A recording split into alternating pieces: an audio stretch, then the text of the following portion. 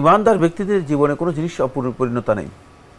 তিনি যা পেয়েছেন সেটাই তার জন্য যথেষ্ট, সেটাই তার জন্য মুকাদ্দার। আপনাকে অবশ্যই এটা মেনে নিতে হবে যে আল্লাহ তাআলা যেটা আপনার জন্য নির্ধারণ করেছেন সেটাকে আপনাকে সন্তুষ্ট চিত্তে মেনে নিতে হবে, শুকর করতে হবে। রিজা বিল কাদা, আল্লাহর ফয়সালাটাকে মেনে নিতে হবে সন্তুষ্ট চিত্তে। খুবই গুরুত্বপূর্ণ প্রশ্ন করেছেন। পরিবার আসলে বিভিন্ন অর্থে ব্যবহৃত হয়ে থাকে। পরিবার একটি অর্থ নয়, মানে যদি আপনার পরিবার হিসেবে আপনি কাউন্ট করেন তাহলে আপনার সন্তান আদি, আপনার মানে স্বামী, আপনি, এটা হচ্ছে আপনার পরিবার। আর পরিবারের একটা ওয়াইড একটা সেন্স বা একটা মিনিং, একক পরিবার, যৌথ পরিবার, নানা রকম। সেটা হচ্ছে যারা আপনার উসুল, ফুরু, হাওয়াশি, এরা হচ্ছে পরিবার। উসুল কি জিনিস? উসুল হচ্ছে যারা মানে বা পিতা, মাতা, দাদা, দাদি, নানা, নানি, কারণ এগুলো থেকে তো আমরা আসছি, উৎস এগুলো থেকে আমাদের আসা। এরা পরিবারের ইনক্লুডেড। পরিবার থেকে ধাক্কা দিয়ে বের করার কোনো জায়গা নেই, কারণ এদের মাধ্যম ছাড়া এখানে আসার কোনো সুযোগ ছিল না।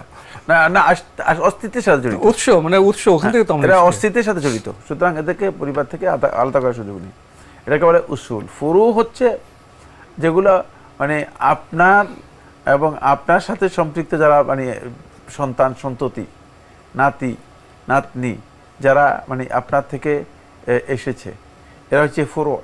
যারা এখান থেকে কি হয়েছে আবার নতুন করে শাখা প্রশাখা, নতুন করে যারা জন্মগ্রহণ করেছে, এরা হচ্ছে মানে পরিবার বৃক্ষের শাখা প্রশাখা, পরবর্তী প্রজন্ম।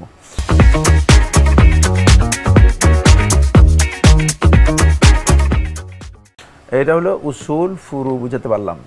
হাওয়াশি হচ্ছে ভাই বোন। ভাই বোনটা হচ্ছে হাওয়াশি। হাওয়াশি হচ্ছে আশেপাশে যারা থাকবে, আশেপাশে মানে যখন আপনি নিজের দিকে তাকাবেন, আপনি কোথায় আসছেন, তোমার পাশে আপনার ভাই অথবা বোন। সুতরাং এই ভাই বোন, চাচা চাচি, এরা হচ্ছে হাওয়াশি।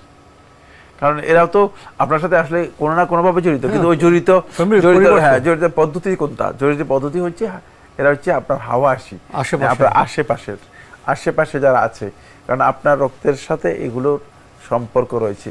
এটা হচ্ছে পরিবারের কমন সেন্স, যেটাকে বলা থাকে, মানে পরিবারের কমন মিনিং। মানে পরিবারটা মানে এই সব বিষয়গুলোকে অন্তর্ভুক্ত করে পরিবারের, এটা একটা অর্থ। আর একটা পরিবার হচ্ছে ব্যক্তির পরিবার। ব্যক্তির পরিবার যখন বলা হবে, তখন ব্যক্তির পরিবারের মধ্যে শুধুমাত্র ওই ব্যক্তি আসবে, ওই ব্যক্তির সন্তান সন্ততি আসবে, ওই ব্যক্তির স্ত্রী আসবে, ওই ব্যক্তির সন্তানদের সন্তানরা আসবে, আর কেউ ব্যক্তির পরিবারের মধ্যে আসবে না। জি, আমরা খুবই গুরুত্বপূর্ণ বিষয়ে অবগত হলাম। প্রিয় দর্শক, আরও একটি ইমেল পাঠিয়েছেন নুরুল ইসলাম, লিখেছেন, ধন্যবাদ চমৎকার অনুষ্ঠানের জন্য। আপনাদের ধন্যবাদ আপনারা যুক্ত হওয়ার জন্য। লিখেছেন, আপনার জিজ্ঞাসা শুধু প্রশ্ন উত্তরের অনুষ্ঠান নয়, এজন্য এক আলোকবর্তিকা। আমরা আনন্দিত, গর্বিত। আল্লাহ আমাদের সুপথে পরিচালিত করুন। প্রশ্ন ছোট, কিন্তু এত দার্শনিক প্রশ্ন। যে জীবন অপূর্ণ থাকে, সে জীবন পূর্ণতায় নিয়ে যাওয়া যায় কিভাবে? আপনি একটি প্রশ্ন অপূর্ণ আর পূর্ণ, আপনি একটি প্রশ্ন করেছেন। সে প্রশ্নটি সহজ নয় আর উপলব্ধ নয়। সহজ নয় এই জন্য বললাম, কারণ ইমানদার ব্যক্তিদের জীবনে কোনো জিনিস অপরিণতা নেই। তিনি যা পেয়েছেন সেটাই তার জন্য যথেষ্ট, সেটাই তার জন্য মুকাদ্দার। আপনাকে অবশ্যই এটা মেনে নিতে হবে যে আল্লাহ তাআলা যেটা আপনার জন্য নির্ধারণ করেছেন সেটাকে আপনাকে সন্তুষ্ট চিত্তে মেনে নিতে হবে, শুকর করতে হবে, রিজা বিল কাদা, আল্লাহর ফয়সালাটাকে মেনে নিতে হবে সন্তুষ্ট চিত্তে। আপনি যদি ওয়ারদা বিমা কাসাবাল্লাহু লাকা, আল্লাহ তাআলা তোমার জন্য, সেই মুসনাদ আহমদ হাদিসের মধ্যে আল্লাহ রাসূল সাল্লাল্লাহু আলাইহি ওয়াসাল্লাম বলেন, আবু হুরায়রা বর্ণনা করেন, ওয়ারদা বিমা কাসামাল্লাহু লাকা, আল্লাহ তাআলা তোমার জন্য যেটা বন্টন করে দিয়েছেন এতেই তুমি সন্তুষ্ট হয়ে যাও। তাকুন আকনা আন-নাস, তাহলে এই পৃথিবীতে সবচেয়ে বেশি ওই যে পরিপূর্ণ মানুষ হবে, মানে পরিপূর্ণ জীবন। হ্যাঁ, স্বল্পে তুষ্টি, পরিপূর্ণ জীবনটা এখানে। এখন পরিপূর্ণ জীবনের আপনি যে দর্শন দিয়েছেন সে দর্শন কোনটা, এই জন্য বলেছি যে সেটা উপলব্ধ নয়। আপনি পরিপূর্ণতার দিক যদি মনে করেন যে গাড়ি নাই এই জন্য অপরিপূর্ণ, মানে অথবা ইহলৌকিক দৃষ্টিভঙ্গিতে পরিপূর্ণতার দিক যে আপনার হয়তো বাড়ি নেই, আপনি ভাড়া বাড়িতে থাকেন এই জন্য। পরিপূর্ণতার দিক আপনি যদি মনে করেন যে না আপনার একটা চাকরির অভাব আছে, চাকরিটা চলে গিয়েছে এই জন্য অপরিপূর্ণতা, তাহলে এটা আপনার এটা দৃষ্টিভঙ্গির পার্থক্য। সেই জায়গায় আপনাকে আসতে হবে যে এই পৃথিবীতে কতজন লোকের বাড়ি আছে, কতজন লোকের চাকরি নেই। তখন আপনি বুঝতে পারবেন যে মানে এটা আপনার জন্য আল্লাহ তাআলার বরাদ্দ। হয়তো আপনার চাকরি মানে কোনো কারণে চলে যাবে, আপনাকে কিছুদিন এখানে এইভাবেই চলতে হবে। এই বিষয়টা যদি বুঝতে পারেন তখন আপনি দেখবেন যে আপনার সফলতা এর মধ্যেই রয়েছে। এই জন্য রাসূলুল্লাহ সাল্লাল্লাহু আলাইহি ওয়াসাল্লাম খুবই সহজ করে বলে দিয়েছেন, আজাবান লিআমরিল মুমিন, মুমিনের বিষয়টি অত্যন্ত আশ্চর্যের।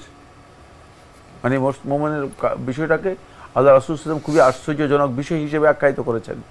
বলেছেন আজাবান লিআমরিল মুমিন, মুমিনের বিষয়টি অত্যন্ত আশ্চর্যজনক একটা বিষয়। ফাইন্না আমরাহু কুল্লাহু খায়র, তার যত কাজ আছে সব কাজই কল্যাণের, সব কাজই ভালো, মানে তার মধ্যে খারাপ ঢোকার কোনো সুযোগ নেই, স্কোপে নেই। ফাইন আসাবাতহু সাররা, যদি কোনো কারণে ভালো কিছু তাকে পেয়ে যায়, ভালো কোনো কিছু হয়, ঘটে ভালো জিনিস,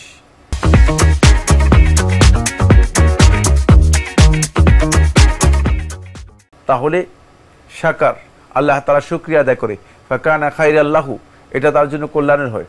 ওয়াইন আসাবাতহু দাররা, যদি কোনো অনিষ্ট ক্ষতি, যদি কোনো অভাব অথবা যদি কোনো মানে সংকোচন তাকে আক্রান্ত করে, সংকোচনের মুখোমুখি হয়, তাহলে সবার, সে ধৈর্য ধারণ করে, সবর এখতিয়ার করে, ফাকানা খায়রাল্লাহু, এটা তার জন্য কল্যাণকর হয়।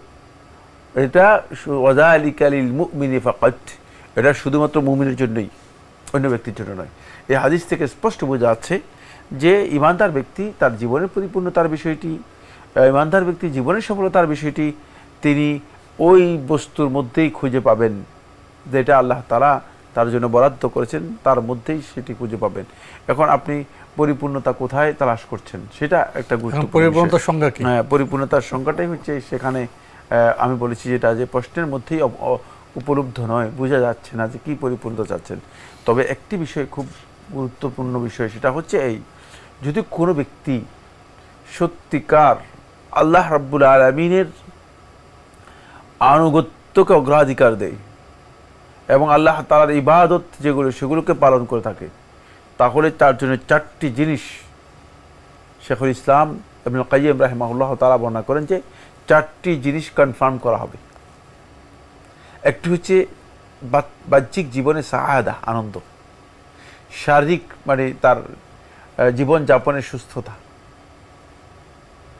তারপরে তার রিজিকের মধ্যে সমৃদ্ধি অথবা বরকত, রিজিকের মধ্যে সমৃদ্ধি এবং বরকত, তারপরে হচ্ছে তার উমরের মধ্যে আল্লাহ রাব্বুল আলামিনের পক্ষ থেকে বরকত এবং সমৃদ্ধি দেওয়া হবে।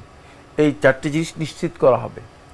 এই নিশ্চিত করার পদ্ধতি আমাদের ধারণা অনুযায়ী হবে না, এটা আল্লাহ সুবহানাহু ওয়া তাআলা নিশ্চিত করবেন। কিভাবে করবেন? হয়তো সেখানে কিছু মাঝে মধ্যে পরীক্ষাও থাকবে, কারণ জায়গায় জায়গায় একটু পরীক্ষা থাকবে না। আর এই পৃথিবীতে একটি রাস্তাও নেই, শুধু অভাব দিয়ে সম্পদ দিয়ে তো পরীক্ষা হবে। মানে এই পৃথিবীতে একটি রাস্তাও নেই যেখানে বাঁক নেই। কারণ কি? কারণ কি? রাস্তাগুলো সোজা করতে পারে নাই, বাকি তো পরীক্ষা, ওই বাঁকেই যেতে হবে।